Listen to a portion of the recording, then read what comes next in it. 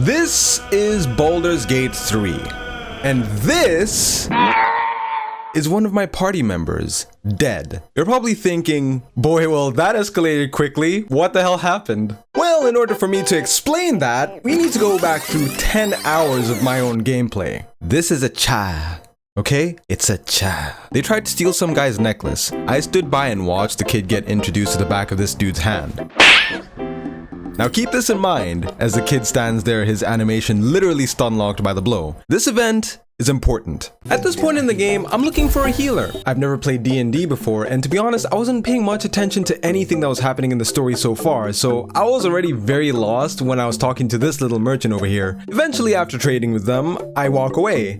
And perceptive as I am, I quickly realize something. I'll just let the dungeon master say it. You realize your bag feels light. You were just robbed. And so begins my quest to find my stuff. I find out someone called Mull might know where my stuff went. So you know what I do?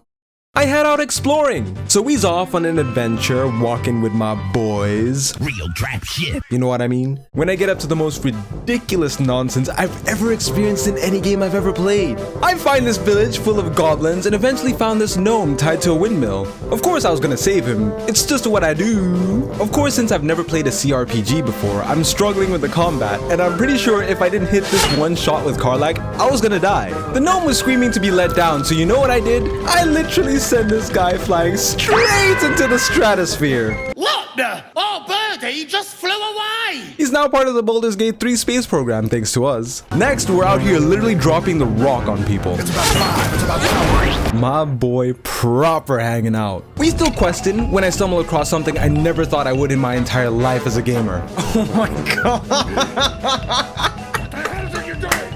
Oh, smash! Yeah! We beat them, but I'm forever haunted by what my eyeballs had just seen. Next, we finally meet a worthy opponent. Our battle would be legendary. I'm gonna beat the shit out of you.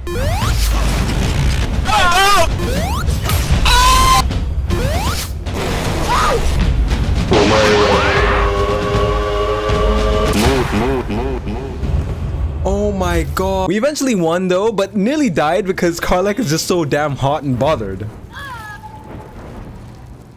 Bro, yo, call this boulder Rick? I just wanna tell you how By the way, look at this goodest boy. You're a good boy. You're a good boy. 10 out of 10. Shortly after though, as unprepared as we were, we fought some enemies fueled by nightmares, and I'm disgraced to say that I watched like a passive waste as my entire gang was dispatched with haste. Oh my god. As you can see, I'm coping with my demise as I reload old saves to re-strategize, but the game's full of riches cause we out here straight up pushing people into ditches. Yo, what's good? I'm just pushing. You ask me what I'm pushing, and I'm pushing. At this point, we're having fun. After all that exploration, we're back at this location called Emerald Grove, going down the beach when suddenly, we hear singing. We go to investigate and jump to this place where I'm sort of separating my character from everyone else. And guess what? It's an ambush! My enemies that hypnotize you with their vocal gymnastics. And turns out, a kid was hypnotized by their modified form of screaming. This fight was kind of annoying, but no matter, we out here literally matrix dodging, sniping, and eventually we win the fight. At which point, we enter into dialogue with this kid who tells us where Mull is. You should meet Mole. She'll be grateful you helped me. After literally 5 hours of being lost, we found Mull, and we can finally get our stuff back. I'm damn excited, guys.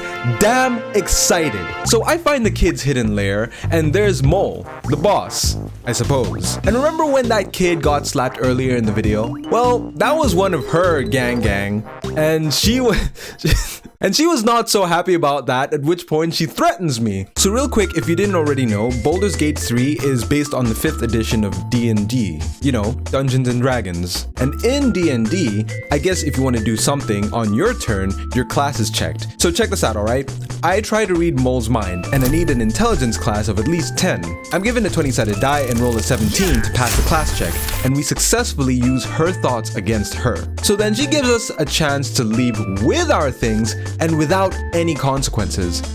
But now, this is where the game loses me and pisses me off a bit, because I could see that the quest marker was still on Mole, so I had assumed that she hadn't given us her stuff back. I lingered and talked to her again, at which point she says, "Little slow on the uptake, aren't you? I told you to get lost.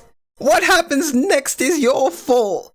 I was thinking, shut your fucking mouth, you'll do nothing. Well, that was until a guard walked up to me and wanted to have a word. Seems Mole was as good as her word. She's reported that you've been threatening children. So I was thinking, you know what? You know what? We'll just run away. So we made it. We're back at camp. We're literally getting a tan. But you guys are thinking, didn't someone die? So about that, let me show you guys what happened as Karlach was trying to run away. I'm gonna beat your ass. Cause clearly the last ass whooping you got wasn't good enough, bitch. Get the fuck off my shit, you stinking bitch.